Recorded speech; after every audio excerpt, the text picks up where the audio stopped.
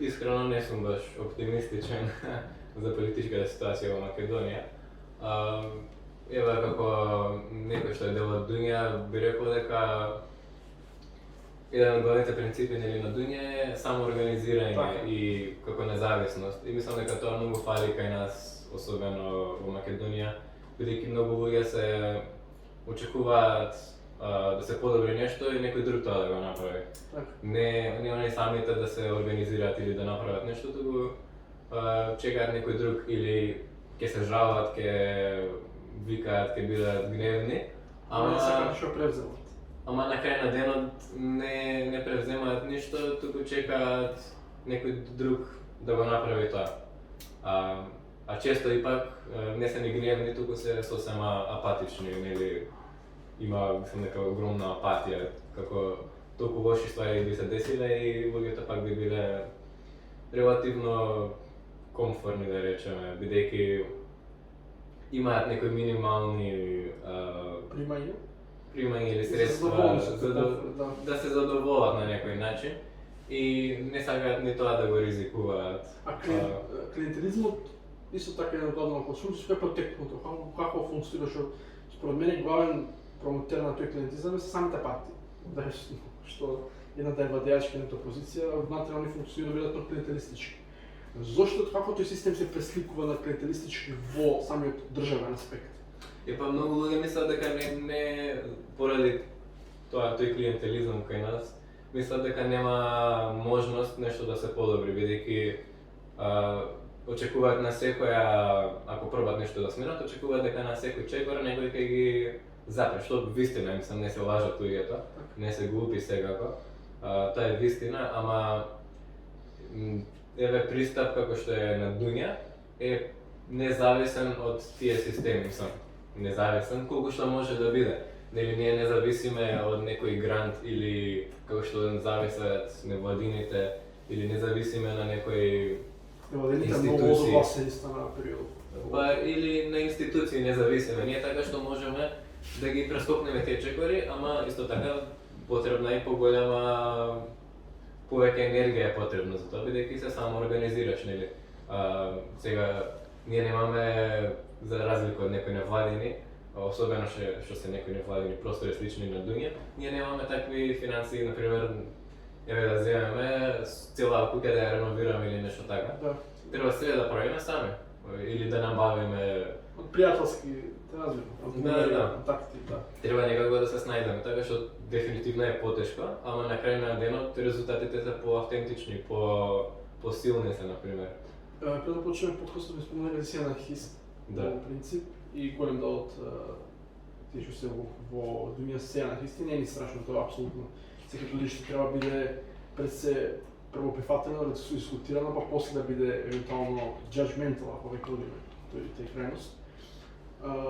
Кои се твоите гледишта, да речеме, за конкретно политичките лидери во држава?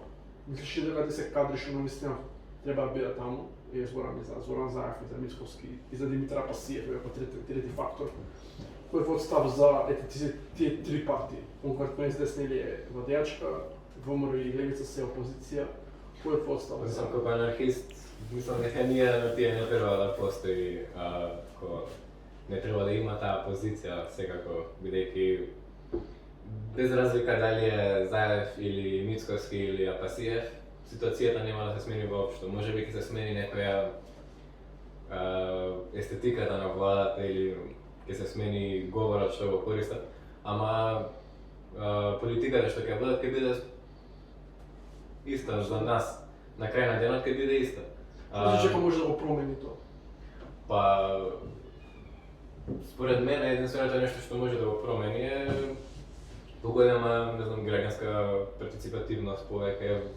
Значи ако многу поголема улога да имаат граѓаните во секојдневната политика. Значи ако мислам дека голем дел од младите не се разочара, ама некако не успеуваат да најдат просто како да го изразат својот револт. Зашто во време на ВМРО кога се боревме против нив, за да дојде не да дојде СДС, конкретно за да се смени власта, дојде СДС требаше да биде нешто прогресивно ново нешто, меѓутоа да се случи да го превземат во позадина истиот корумпиран систем што го прави ВМРО, они само да го предводат.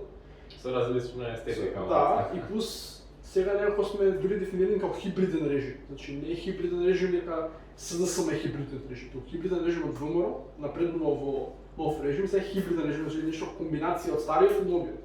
Значи се они во некаков бизнис дил со старите од ВМРО или сегашниот ВМРО, не знам. А па си делува маце свежо, делува маце агресивно, нешто што можеби сака секој што е агресивен кон политиката да го слушне, да му го каже тоа на другиот противник и знае да го користи правилно речник, за да бидеме Па реални. да, мислам, он е сега би рекол, особено за младите, тен како атрактивен како лик. Да, да. Ама мислам дека важно е сега да бидеме малце критички да размислуваме и дека он е оствари истиот вид на човек како што се и Мицкоски и Заев. Не е ништо различен од нив, само што можеби поефективно користи реториката. Сепак го има тој национализам, нели, што е ефтено лош бидејќи не раздвојува и се тоа. И политиките што ги води не се во корист на народот. Можеби нели левица ја има таа останато од претходно како навидум дека е за работнички права, за такви работи. Ама еве од времето што Апасиев и Крмов се во собрание, гледаме дека политиката што водат воопшто не е во корист на работниците, туку само ги разгоруваат тие меѓуетнички конфликти и на крај на денот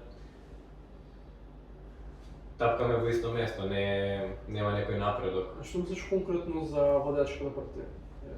За владеачка сум истото што би го рекол за било која нели партија да беше на власт, дека ги водат политиките што се во интерес, например, да речеме, на одредени Јас елити. немам одговорот на ова прашање.